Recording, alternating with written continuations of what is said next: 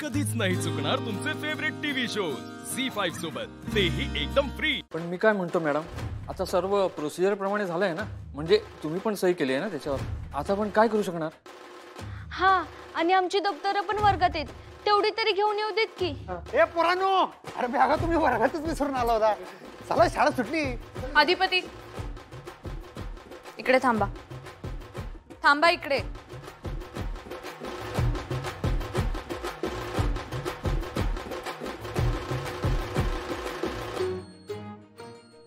काय झालं? काय सभा का भरवल्या? अशी काय इशा हार्ड झालं काय?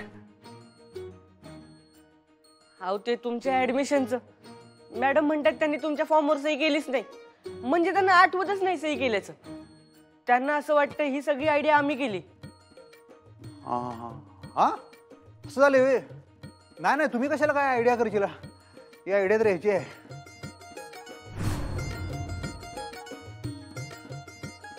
याची आहे। हा, याची इच्छा होती, देवाची इच्छा होती, म्हणताना त्यानं आमचं ऍडमिशन या शाळेत केलेलं आहे। तुम्ही कशाला मुद्दाम काय करशील? काय केलं काय तुम्ही? नाही नाही सर, तुम्ही काय केलंय काय? हा नाही, मी कशाला काय करू? मला माझी नोकरी प्रिय आहे ना सर। हा बरोबर आहे, पण देवाची अशी इच्छा होती।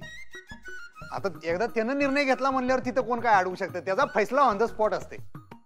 तरी बी ह्या शाळेत ह्यो मुलगा नकोच असं जर कोणाला वाटत असेल, असा निर्णय एखाद्याला धडाडीचा धाडकन घ्यायचा असेल, तर आम्हाला शाळेतनं काढू शकतं। तसा एक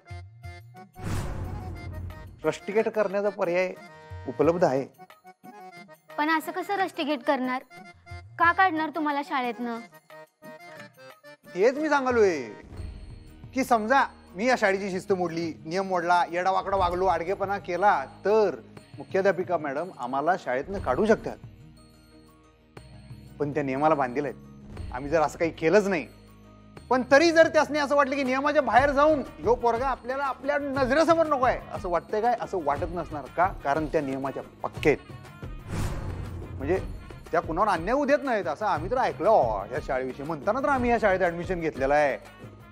हा, कारण इथं पोरं एवढी तुमच्यासारखी भारी आहे, शिक्षक एवढे भारी आहे, स्टाफ एवढा भारी आहे, नोकरी प्रिय असणारे आपले क्लार्क सर एवढे भारी आहेत, सगळ्यात महत्वाचं मुख्याध्यापिका मॅडम आमच्या एवढ्या भारी आहेत गणी। म्हणताना आम्ही इथं ऍडमिशन केलं, नाही तर कोल्हापुरात शाळा काय ढिग पडलेत की।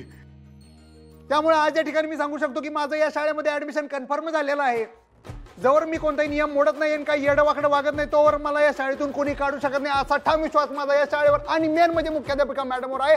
एवढे बोलून मी माझे 4 शब्द संपवतो। जय जय महाराष्ट्र। बस, काय झालंय? शाळा सुटली आहे ना? जा माता। Good day madam. Good day madam. Good day madam.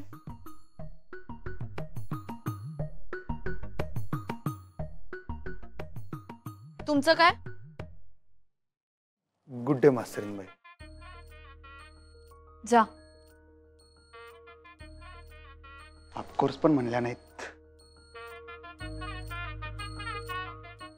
झी5 app download करा आणि पहा सर्व एपिसोड्स एकदम फ्री।